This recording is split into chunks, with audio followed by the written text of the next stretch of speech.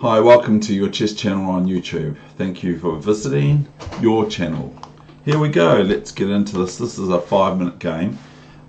This is about activity. This session I would label as activity.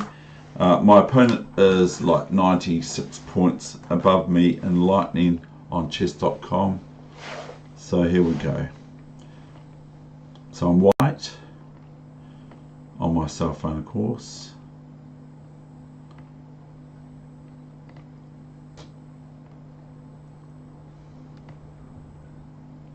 Now, obviously black's attacking my e5 pawn twice, so I defend it.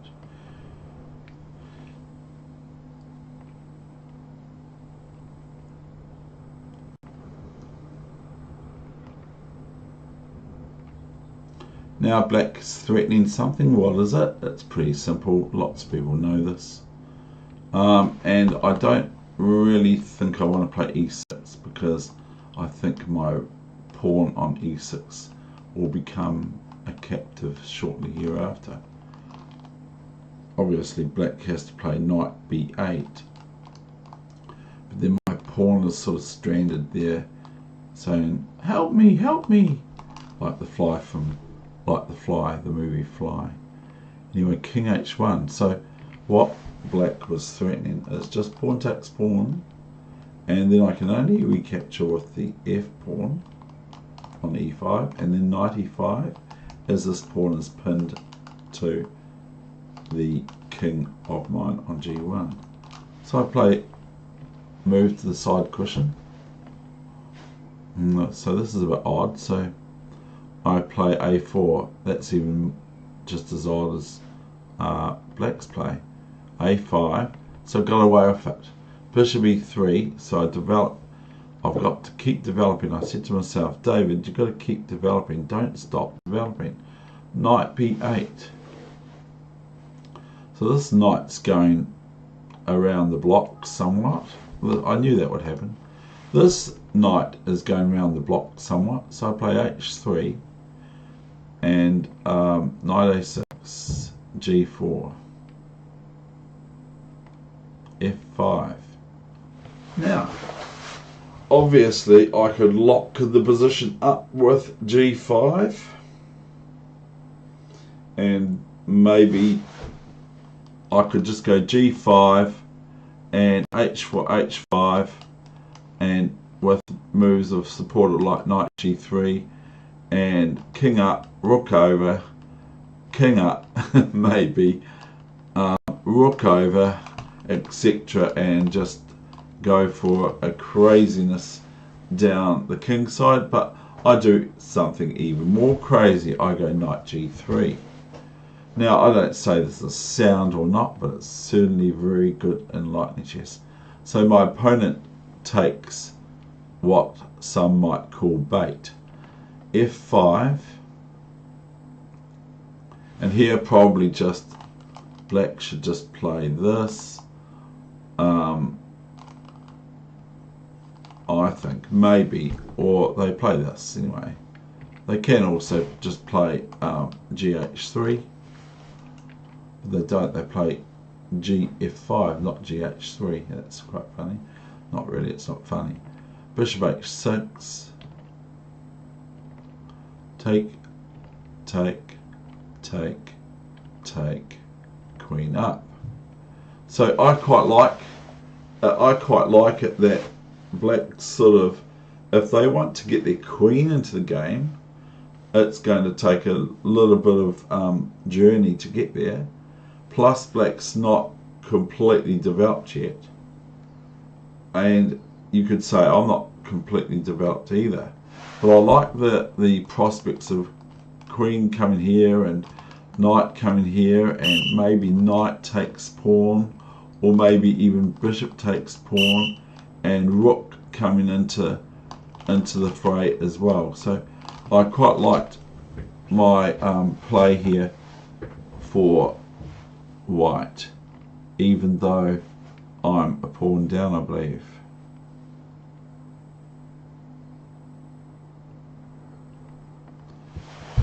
So it was just a simple check, everyone can see that. Now I just go rook f1, bishop g7, and remember my opponent is rated higher than me for 5-minute chess. Knight h5, obviously threatening queen g7 checkmate. Now, some might think that I can just take this, can't I? And then my opponent, after taking, I go rook f8 check, and it's soon checkmate. No, it's not, because the bishop can come back, or the rook can come back, because the bishop's hanging around the defense of white, of white's attack. So I play knight f4. Now here I think my opponent should play, because it's hard to see what I'm going to do, should probably play bishop here, as you would see soon. My opponent plays queen d7. So my opponent plays the queen here. Now, it's best for you to look at this in your head. What was my next move that sort of probably annoyed black, sort of? What was my next move after queen d7? Okay, so it's coming. Queen d7, and I went queen h5. Now, I'm just threatening the proverbial checkmate. And I'm also getting out of the way of this discovery on my queen, say if black can do something with that.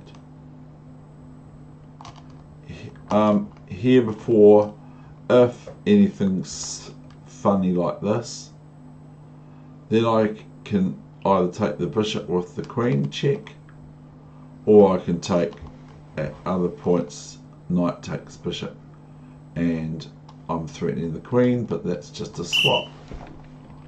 So here's queen d7, I played queen h5, threatening what? Of course, everyone can see this, knight g6 check mate. So the only move here really, even though black didn't play it, was, or would be, h6.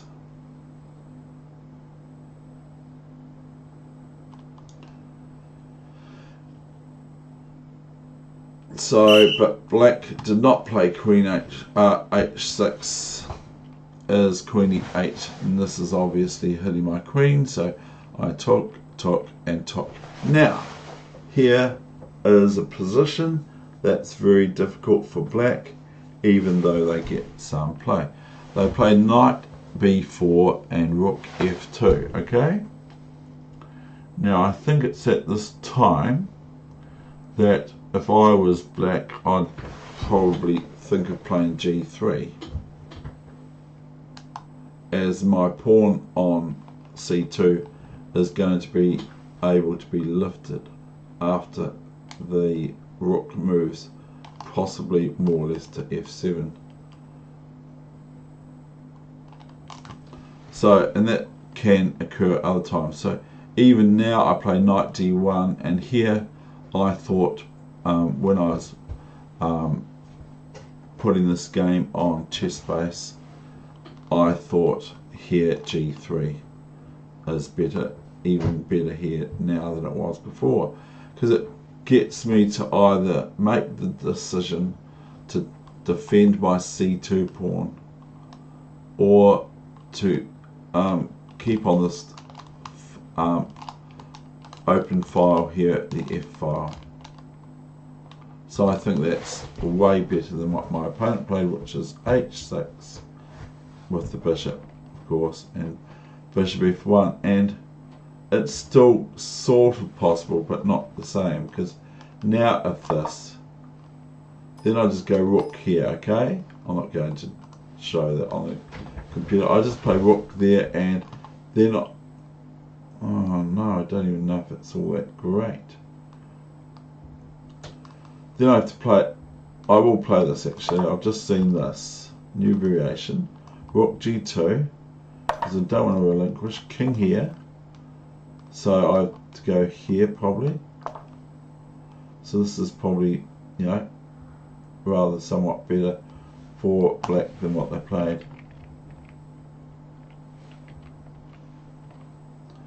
So king h8, a bit sad really. c3. Now I was expecting that the knight would go back here. I don't sort of consider this move really any good long term.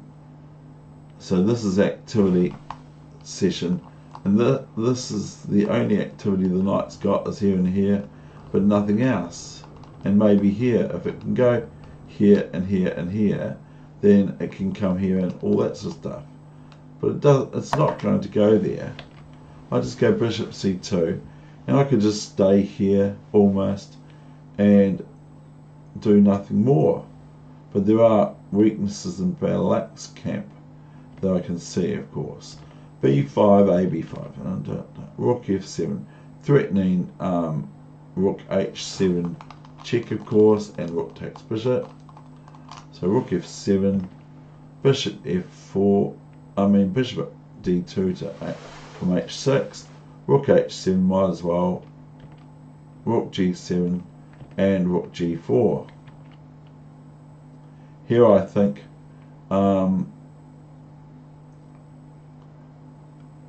it's possible already for me to just play this sort of move. Is it here? Anyway, it's soon. Rook g4, a4, rook g2, and I think it's here actually that I can just play this. So I saw this after. So obviously rook g8 is no good, obviously for obvious reasons.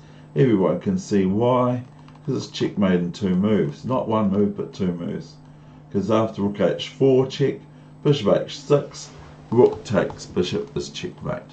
So I saw this when I was placing this on the computer. So black here has really only got once to move their rook. I don't think I can see anything else for black. So even if we move the rook, say for here or whatever, then this is really damaging to is it really? This is really damaging to black's game. But now I've seen this and here, and then bishop back here and that sort of thing. So, but that would have been better. No, I don't know if bishop g6 is any better now. I'm starting to wonder. So here, this bishop wants to stay on this diagonal, on the c1 to h6 diagonal, I believe. Knight here. So this knight has got a journey. So the knight's gone to b3. Well done, black. Good. But this knight's on a journey. This is what happens when you would study problems. You just sort of thought, where's checkmate? And so here is checkmate, and so black just did a senseless move by this. I don't know if it's this sour grapes, I'm not sure. Bishop g3, so now knight f7 is no longer checkmate. So rook g3, now knight f7 is checkmate. Knight d4, knight f7 checkmate. That's the end of the session. I hope you enjoyed that game. It was certainly a bit weird, wasn't it?